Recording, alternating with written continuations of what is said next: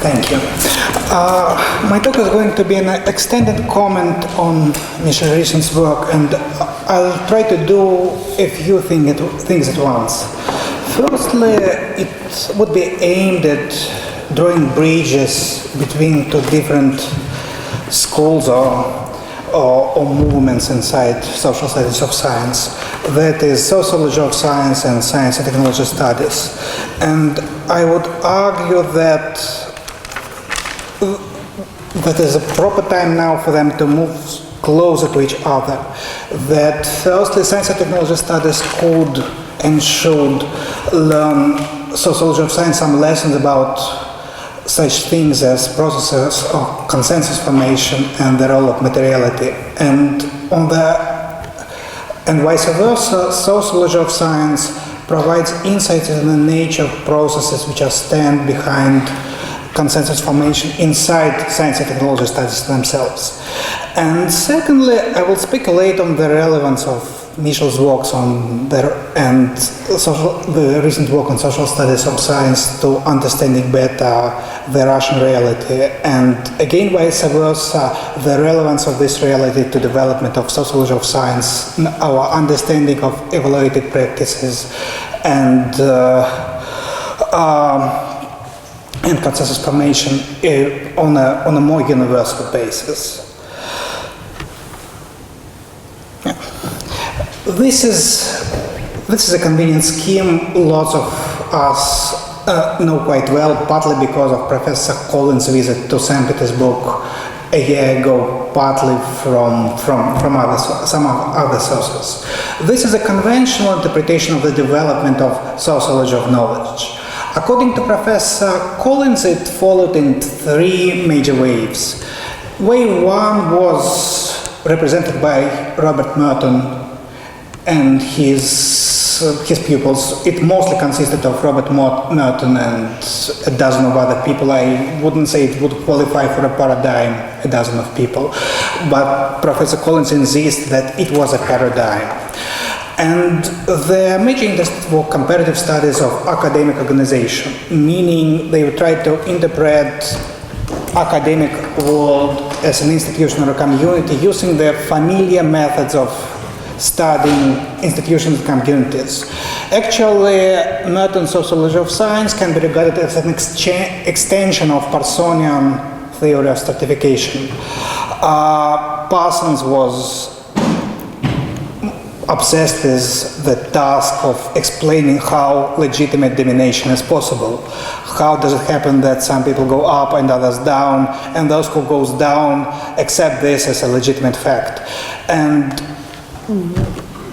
And his papers on the nature of influence, for example, are very closely connected with Merton's treatment of Matthew effect, because here again we have an influence. We have influence as a social achievement and influence which legitimates the possible inequality it produces. That is a characteristic trait of the first wave. According to Collins and lots of his colleagues, the second wave were absolutely different from the first one because it was not interested in academic organization.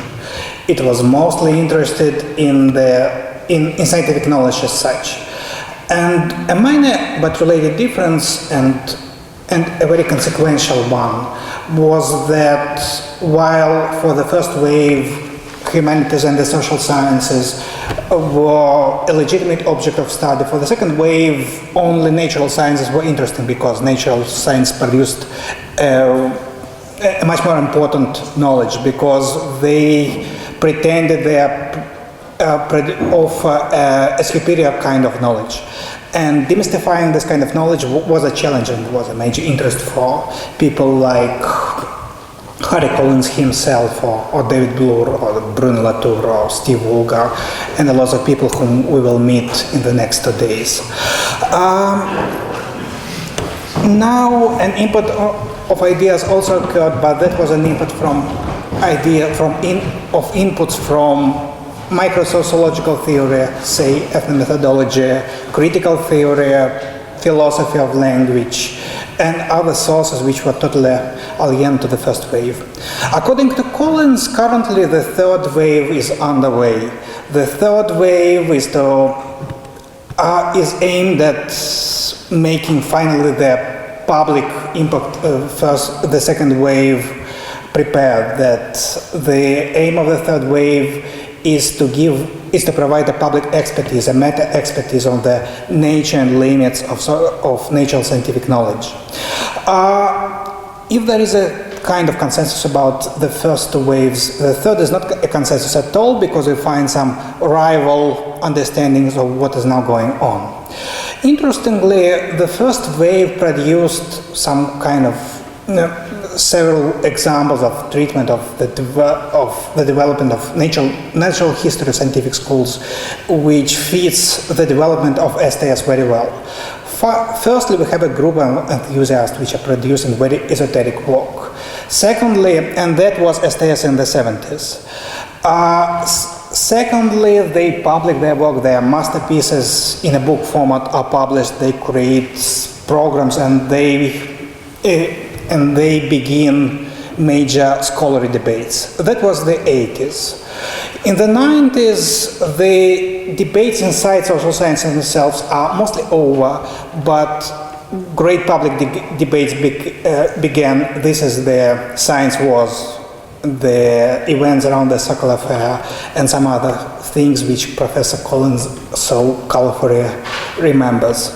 On the other hand, the movement itself started to split.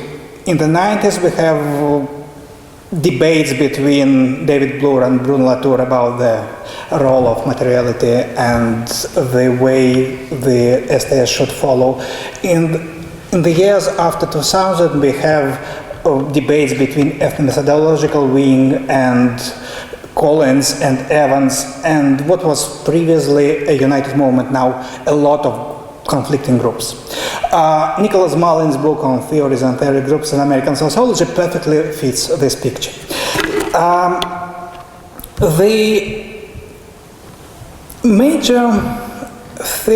Still the idea of the third wave is perhaps the most widespread and most widely accepted description of what is going on now. At least it's most widely accepted in Russia, partly due to Professor Collins' charisma. The major idea behind the third wave is perhaps something which moves us back to the direction of the studies which were already conducted by the first wave. And that is, and it's implicit in the very claim that the third wave makes. According to the second wave scholars, their major task was to demystify the nature of the scientific knowledge, because scientists themselves were unreliable. As any kind of corporation, they tried to get as much as possible inside the area of their domination, to extend the sphere of their expertise as far as possible, and they were unreliable and sometimes untrustworthy in these attempts. The aim of the studies of science was to combat these imperialistic attempts on the part of the social sciences.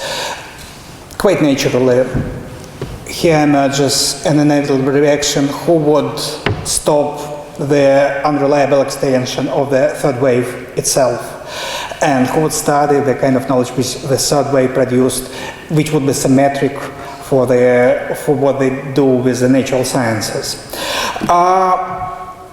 Inevitably, we come to an idea of demystifying the social scientists' self-description, description of the natural sciences, which was surprisingly weak on the part of the STS scholars themselves. They were surprisingly not reflective on the ways they were studying laboratories.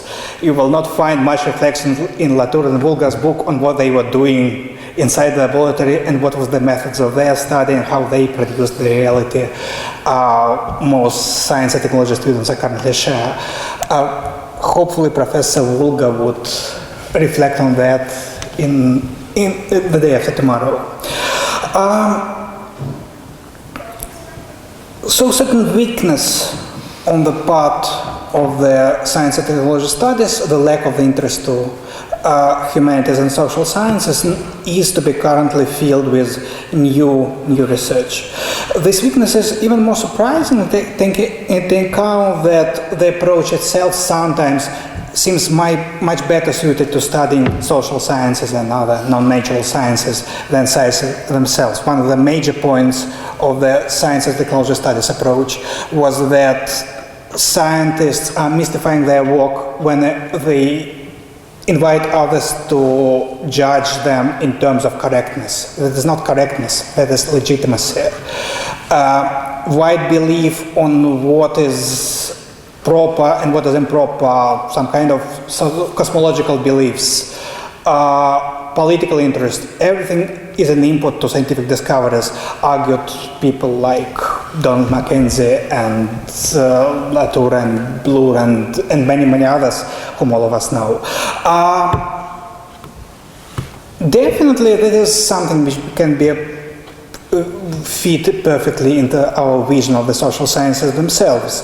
For definitely we have no kind of facts here. The idea of STS studies was that facts are flexible, they allow different interpretations, but here we have no facts at all and only interpretations, and it seemed that the whole philosophy or whole vision of the sciences could be put to studying social science with much better effect.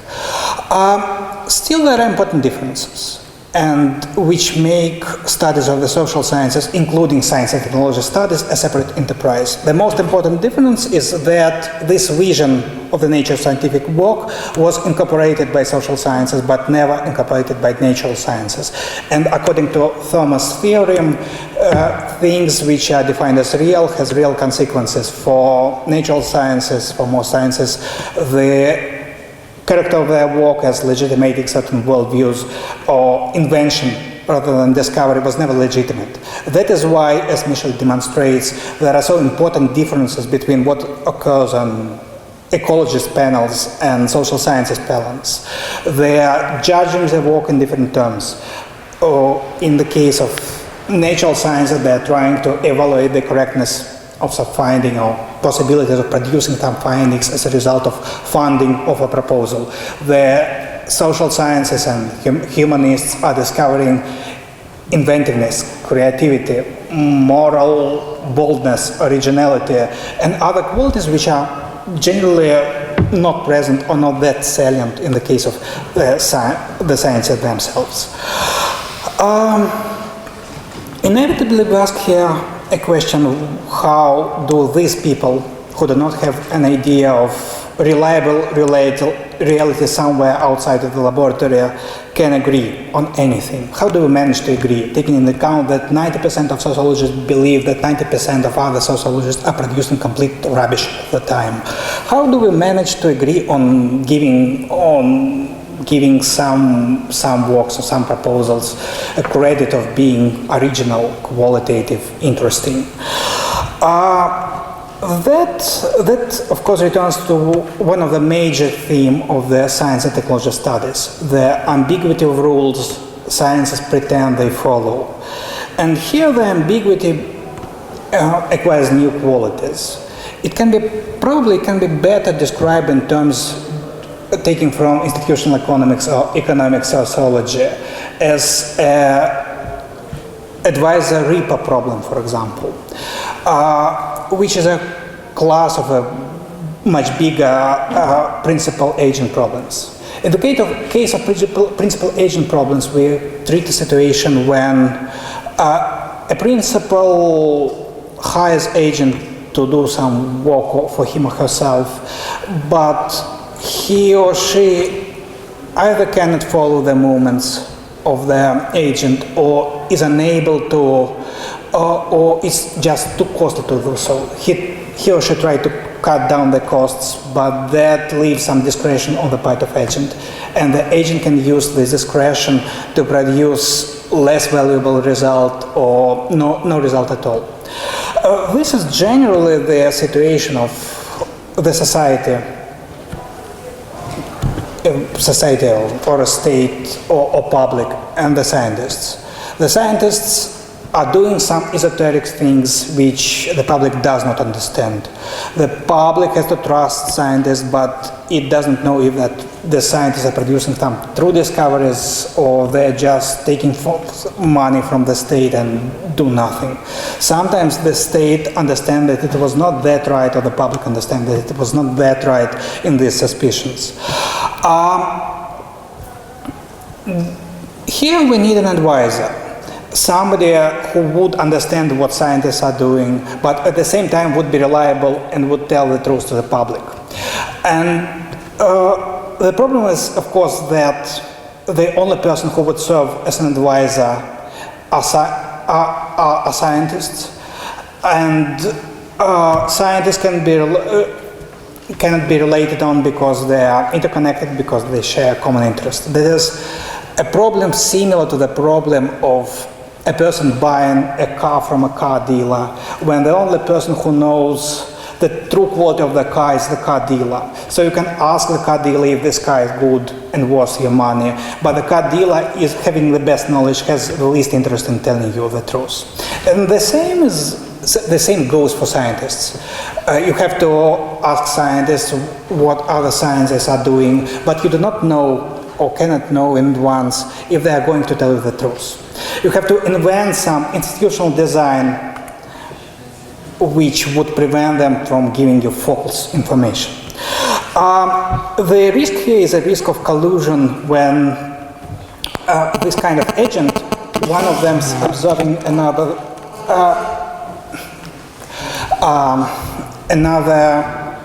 being observed, entering agreement with each other and producing false information.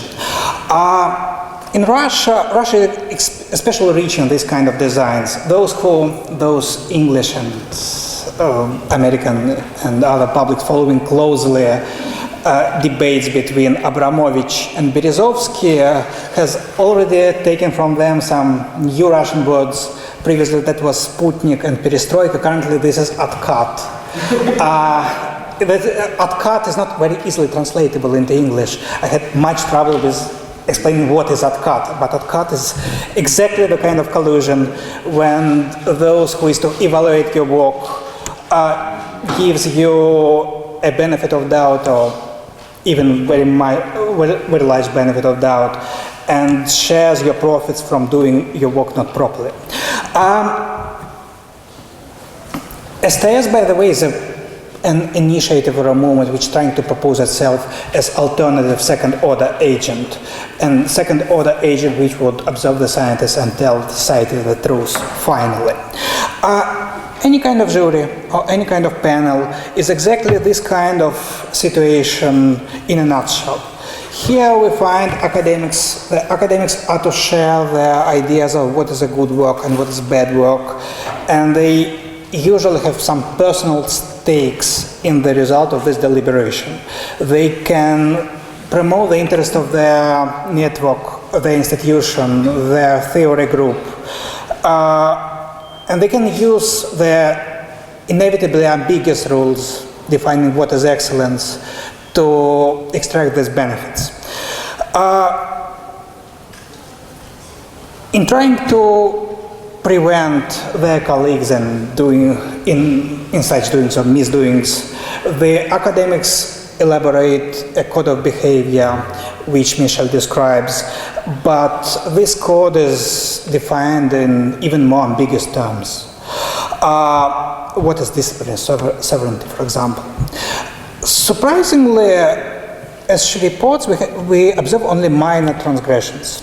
She states that the best ways to set the rules is to look for cases when they are transgressed as this ever, but what she describes are only minor transgressions. And the question we cannot but ask is, why are generally only minor ones? What are the bases of which make politicians or economic agents being much less reliable and virtuous than academic agents? The question becomes especially astonishing when we find out that in other national academic systems, their dominant behavior pattern is not that virtuous at all. And here comes the Russian case. Yeah. I'll explain what is it in a few minutes.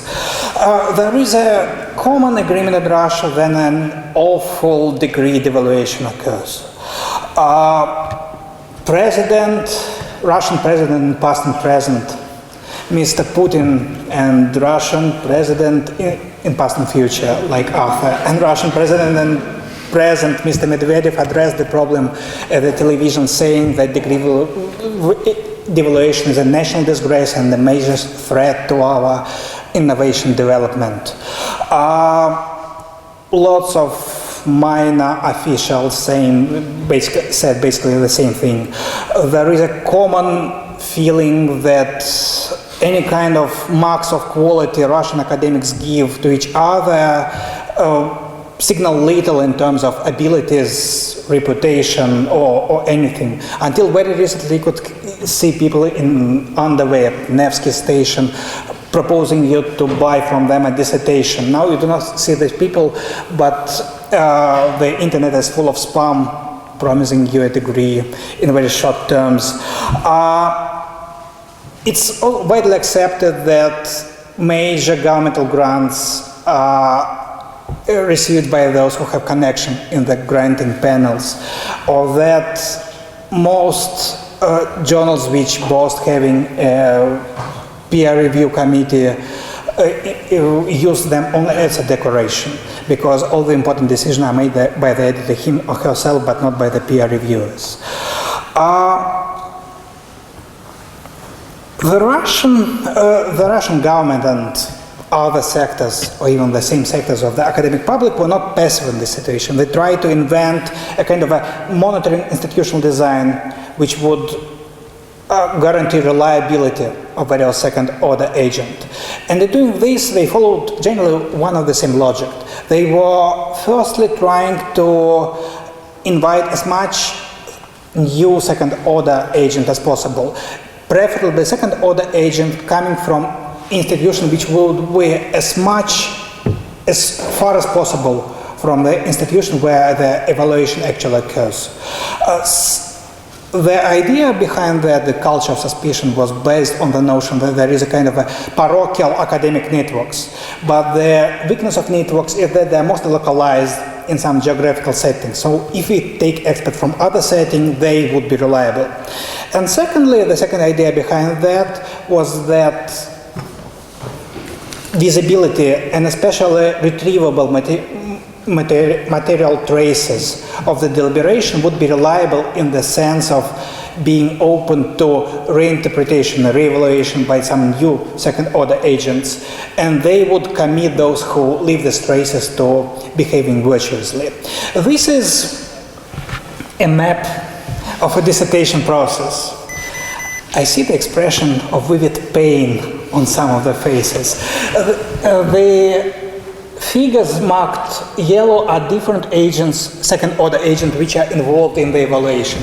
The PhD process starts with admission committees who admit you to aspirantura or graduate studies, and then you have to secure a publication in one of the journals from the VAC list where a peer review is to be conducted, and then there are different divisions which will approve your dissertation, different review hearings, and finally there would follow a defense for which you have to bring reviews from an external organization, ведущая организация, the leading organization, and from some independent reviewers, and then you send all the documents to WAC, which is All Russian Attestation Committee, and then WAC there are new experts, and if they dislike a dissertation, they send it to another dissertation council, and finally you get the degree, which usually takes a year from the moment you already have the text, all the text written.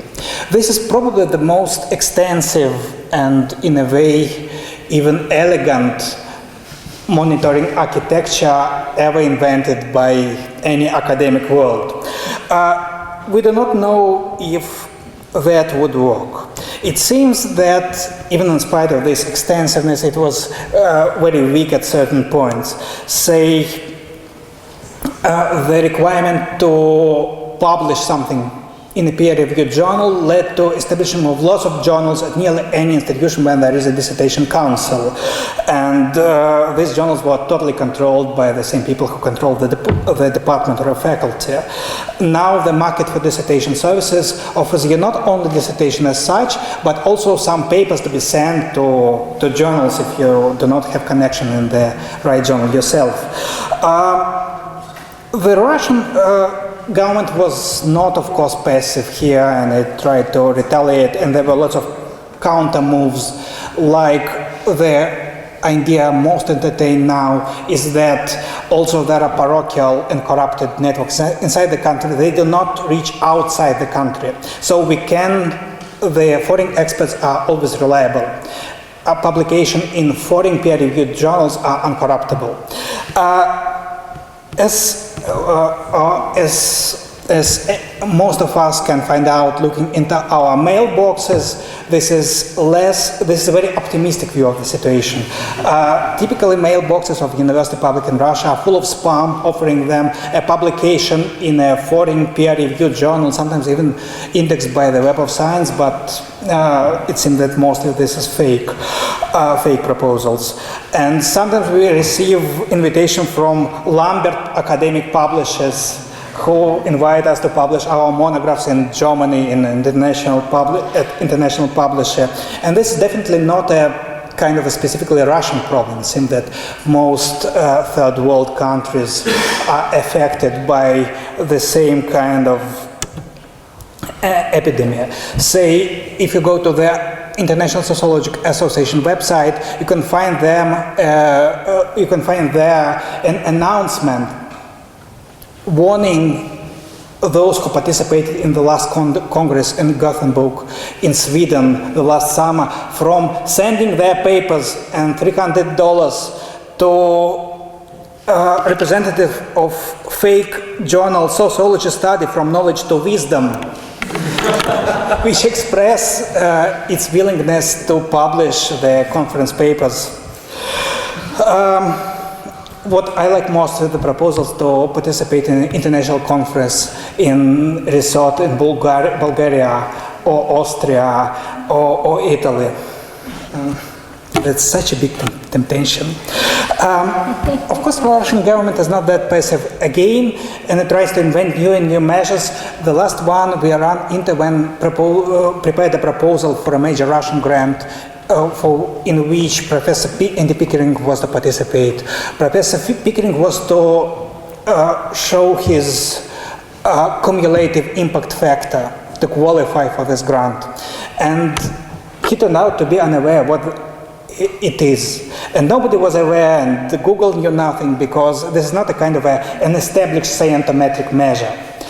From what was offered in other instructive papers, it seemed that cumulative impact factor is a way to add impact factors of all journals in which you published your papers in the last 10 years. And that was treated as the most reliable sign of academic merit. Why? Simply because you can imagine a parochial network, the leader of which would make all of its members to quote his or her works. But the idea is that also this parochial network could emerge even in international science. It would not find its way to leading international journals. And though journals with big impact factor are more reliable than all others. And secondly, even this kind of citation would belong to one person, but impact factor is based on aggregated citation of all papers in these journals. In this sense, no kind of vicious academic network would be able to enhance this kind of result for its leader.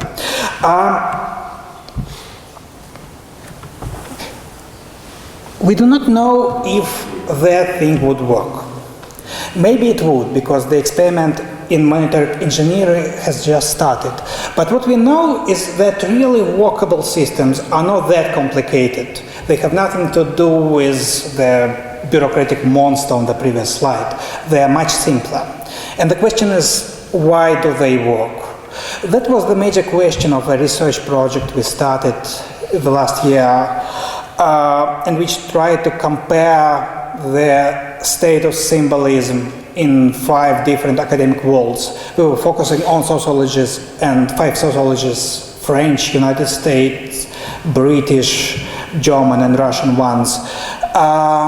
And we were mostly focusing on the symbols which were closest to the labor market as such, because of the belief they would be most under hardest pressure as a result.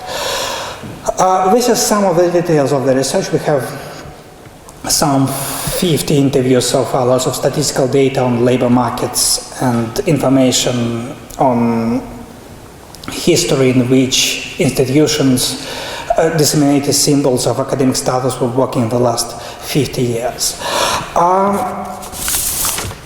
It seems that what we find in different countries are mostly following very similar logic. In all countries we have some varieties on the common theme of division of expert labor. There is distributive power which belongs to those who invite you to occupy a position, and there is symbolic or significative power which belongs to those who give you a mark of quality, and they should not be the same people. So that as status markets emerge, people belonging to a certain academic class are believed to be suitable for certain academic jobs, but those who determine you belong to the status group and those who actually invite you to take a position are different people. That seemed more or less universal dictum, but there were lots of different minor accents in that. We have seen, for example, that in the Russian case that was an attempt to find evaluating experts as far from the prospective working place as possible, but there were no attempts to pass any kind of inbreeding laws which would banish being hired at the same department which issued your degree, and which are quite widespread outside of Russia. What was the origins of the difference? Why this kind of difference in institutional structures emerged, and which of them could be ultimately responsible for differences in more or less virtuous or vicious academic behavior?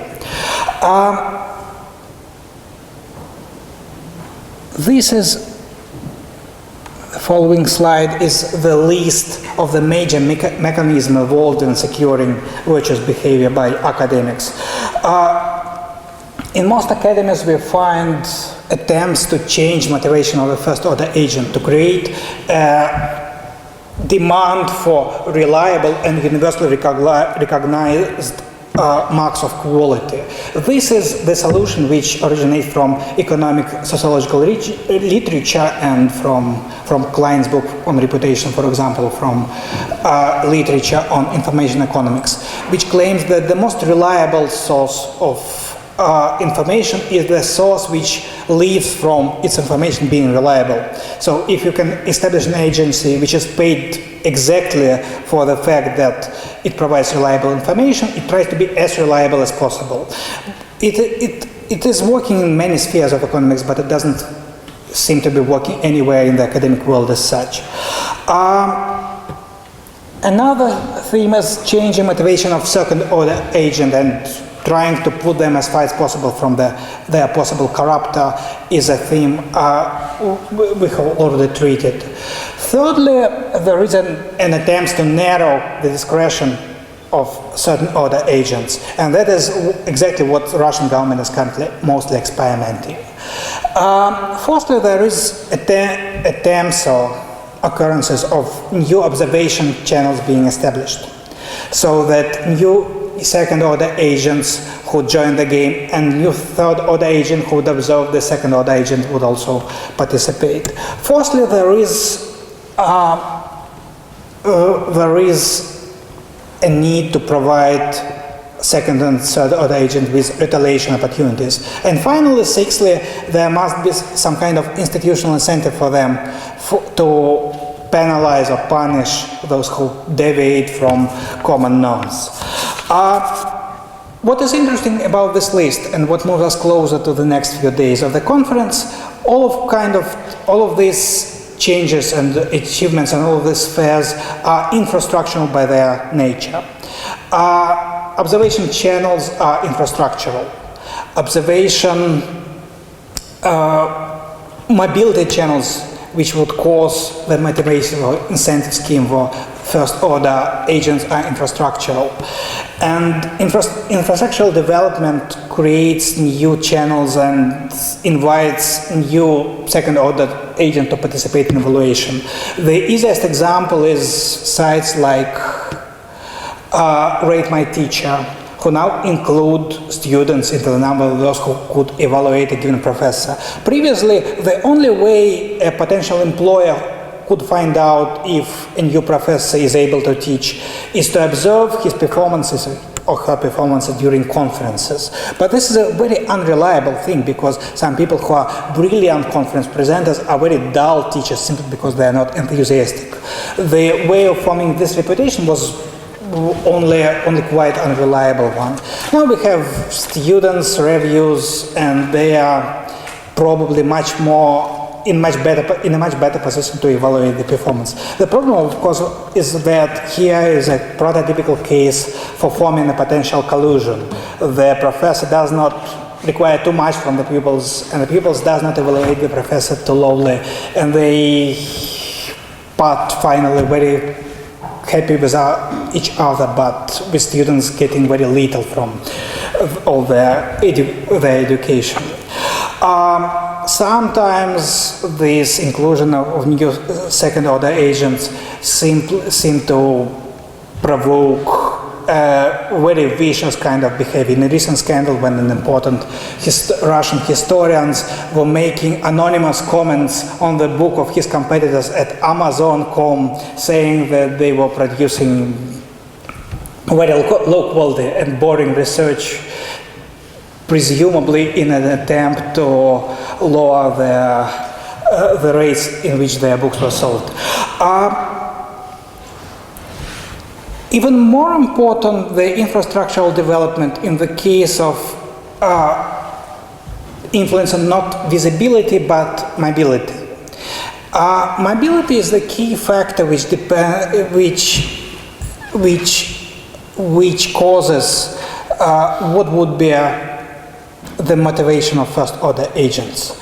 And one thing which opposes Russia to most other cases we described or attempted to describe was that in Russia we find very low mobility rates. There are a huge number of universities in Russia. The last count I remember was like 1,200, which is less than in the United States, but not much less. And there are 110 sociology department, which is very similar to what is currently present in the United States. But the major difference is that at least 75 of these 110 departments are the only such department in town, and the chances for an academic in most disciplines, especially social sciences, to continue his or her career outside of the city when it began is very low. So basically you can expect all of your academic life to be spent in one of the same department. And in this case, and this situation generally very much influences the way you behave. The only constant direction of mobility we could observe is the mobility from provincial cities to the capital, Moscow, to a much lesser degree to St. Petersburg, and sometimes, but very rarely, an opposite mobility from the capital cities to the city of origin. There are very low mobility between different regional centers, except Moscow and St. Petersburg. Why it matters? It matters simply because in the market with high mobility you need a translatable reputation. You need some way to inform the potential employer about yourself. You need some kind of attributes which would be a competitive advantage. Attributes in terms of competences, theoretical allegiances, areas of research you represent, something which would make you marketable. In the case when the successors are handpicked, this is not a need, this is not a must. You do not really need to get you known. You do not need to have any attributes which would oppose you to other candidates and make superior to them in any way. This is a very different kind of competition. The competition at the labor market is there, but this is a network, not a categorical competition. And the attributes which might make you more successful in the market have nothing to do with originality or giving influential papers. As a matter of fact, sometimes originality is a competitive disadvantage rather than advantage. In this profoundly market logic, the best candidate, network market logic, the best candidate is the candidate which is wholly dependent on you, who would never go to somebody else, to some new patron. And this is the most mediocre candidate, of course, because otherwise he or she can leave you and go to another time, which is widely regarded as treacherous behavior. And now we'll return for a few steps back.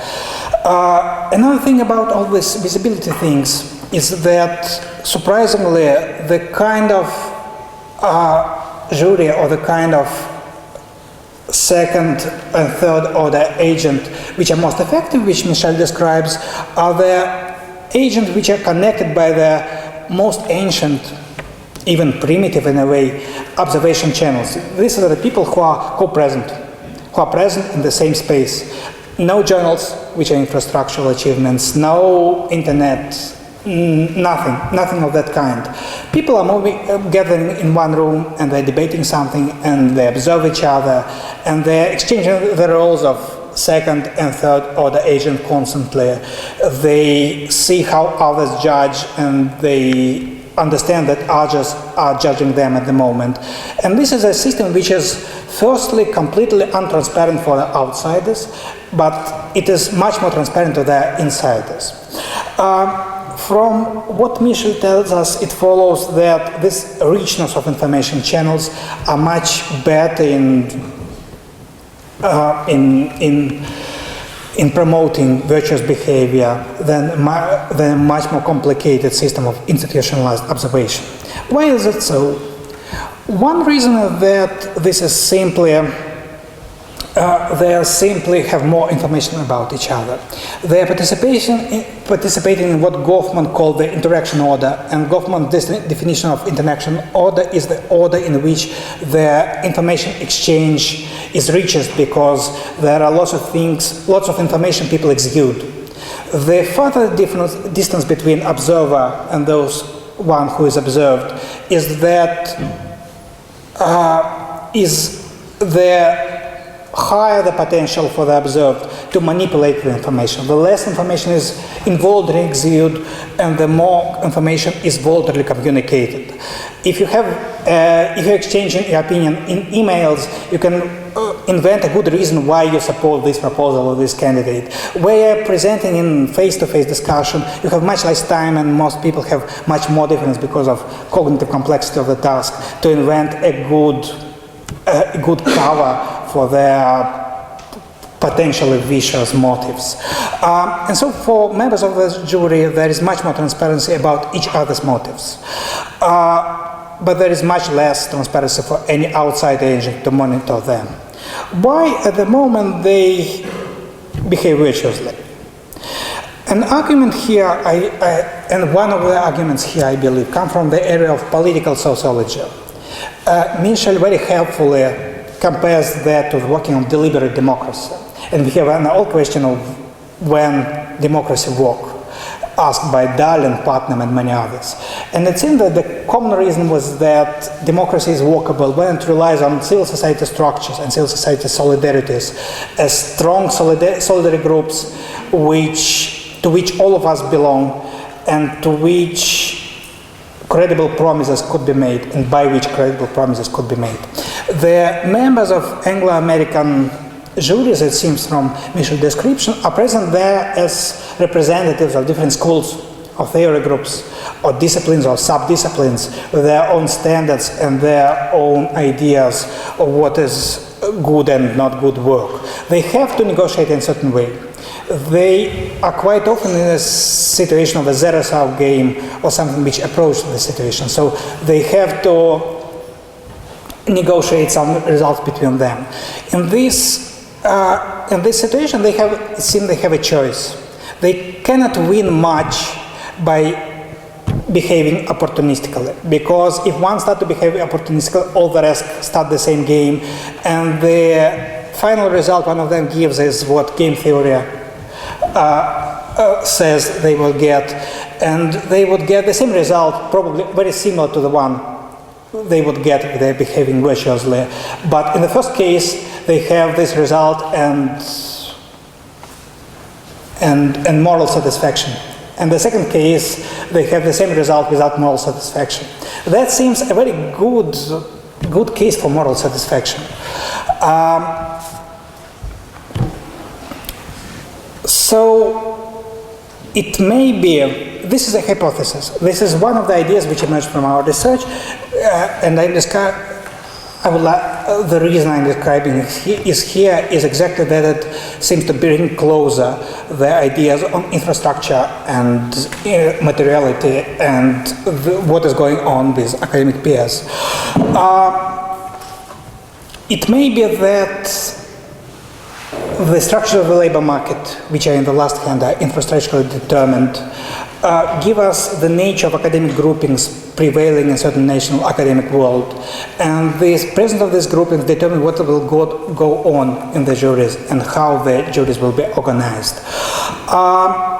The juries themselves are definitely also an infrastructural achievement. They're the simplest way of communication, but they're not the cheapest in terms of money or human capital, and they are not equally available to academics from all countries. It may be that combination of infrastructural possibilities producing necessary kind of academic groupings and giving opportunities for their negotiation in a necessary setting do promote virtuous behavior. I'm not sure that this is the only kind of explanation available. As you have noticed, this is a kind of a purely structural explanation. The first reaction after description of the Russian case might be in cultural, not in structural terms. Banfield books on immoral families is something which is very popular in Russia exactly because it seems to cover the dynamics of Russian academic, political, and economic life quite well. But a good thing with a good policy with structural explanation is to follow them as far as possible and try to explain as much with them as we could, leaving the rest to being explained by other measures or other approaches. What I would like to say in conclusion is that the program of the STS workshop we observe, in the way we observe it, emerged by a pure chance. There were two different groups in working towards welcoming Michele here and welcoming the STS scholars who will see tomorrow and the day after tomorrow. These groups were working absolutely autonomously. It was only some month ago that we find out that we're working in this direction. And it was only some month ago which we asked ourselves if that would be a good idea to put all the presenters together. And the more we thought about this idea, the more we liked it, because it seemed that now merging of science and technology studies and sociology of science is the most likely and is likely to be most profitable for all who would take part in them. Thank you.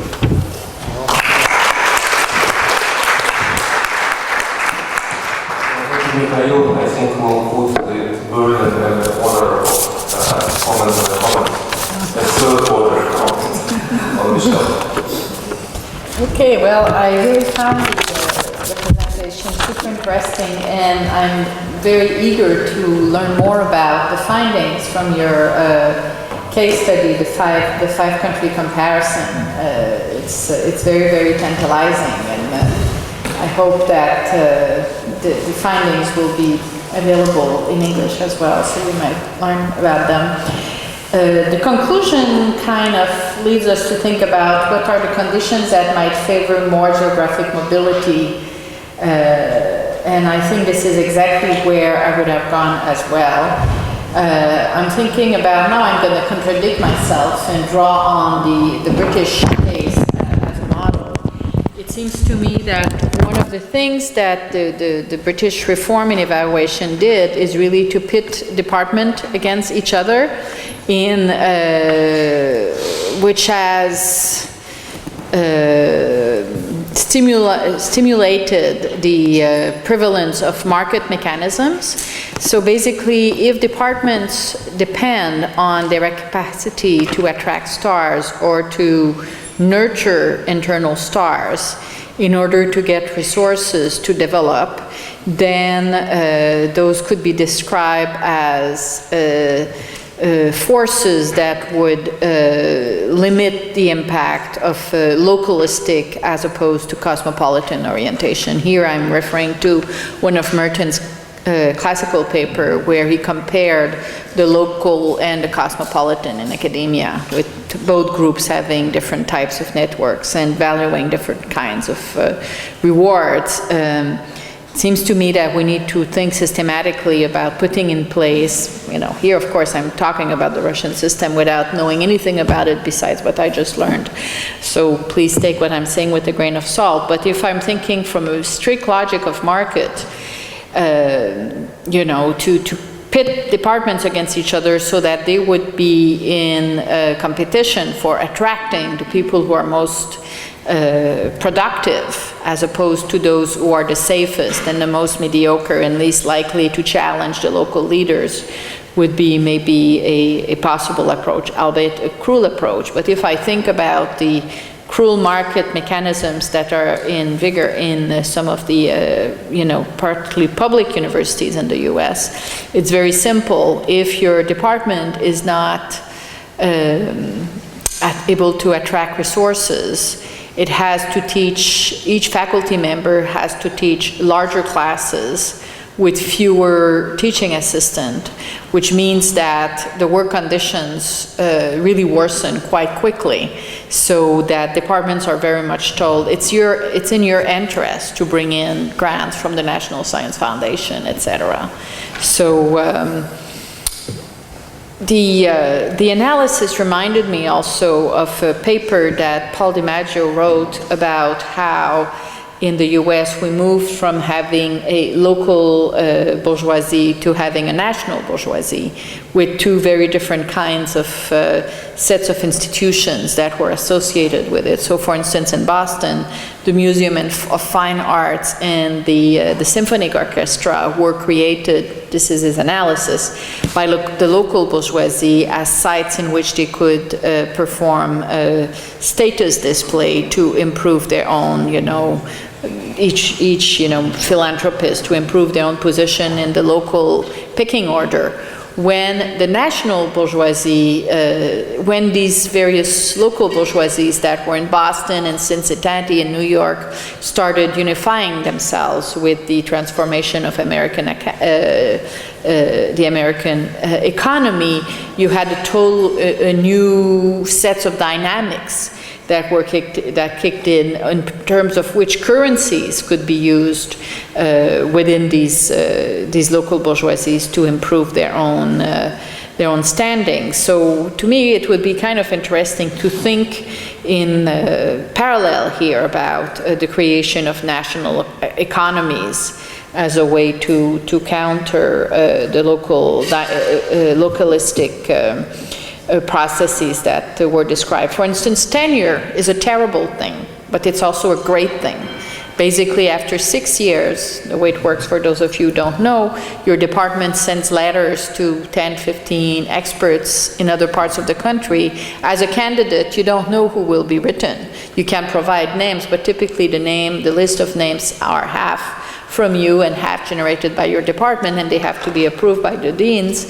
And those people are asked to read your file, which is, basically maybe a book, 2 books, and a whole bunch of of publication, and the letters that each of these 12 people write is typically, you know, from 3 to 5 pages, so they're very detailed. They take several days to produce. It's a very, very demanding thing, but this means that no department is able to stop a tenure. There are people who come up for tenure who are not appreciated locally, but because all those letters are positive, the department is forced to give them tenure, and vice versa. There are local people who are adored locally, but if the national letters are not demonstrating that this person is strong, the person cannot get tenure. And then, if they don't get tenure, they're forced to go out and try to find a job elsewhere. So this is a mechanism that enforces mobility. So one of the puzzles I have with the Russian case is, you know, is it that it's a culture of low spatial mobility for all professions, that simply in the US people normally leave the town where they grew up to go to college, especially if they are middle class. So they've already uprooted themselves from their local community when they're 18. And then this culture of geographic mobility is very much part of what defines the American middle class. And then, you know, they go to see their family at Thanksgiving and at Christmas. And so it's a way of living that I just don't understand whether it is simply not present in Russia, and whether in fact the localistic trends that we find in academia are part of a much bigger problem. The other thing that puzzled me is this thing about buying degrees. I don't know why I put in what I wanted, a PhD. Is it like, and why would he want a fake PhD? You know, is it that within the political class, having such degrees is absolutely crucial?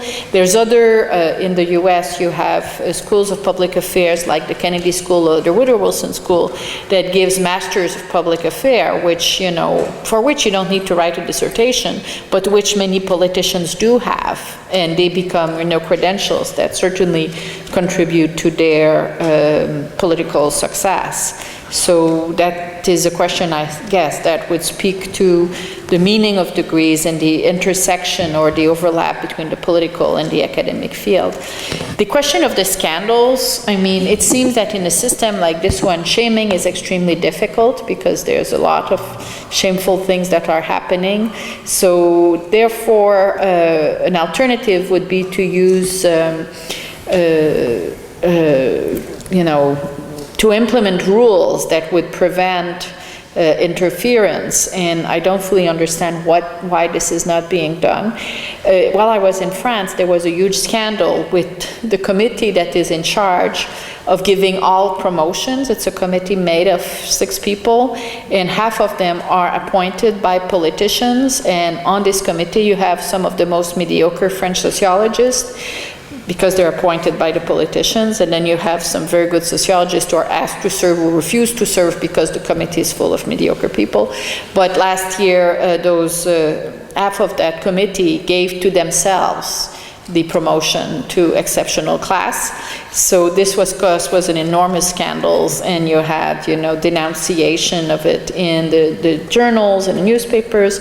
One of the problem is that there's a commission in France, an organization in France called the AERS, which is the agency that is supposed to credentialize all universities. It's their role to police.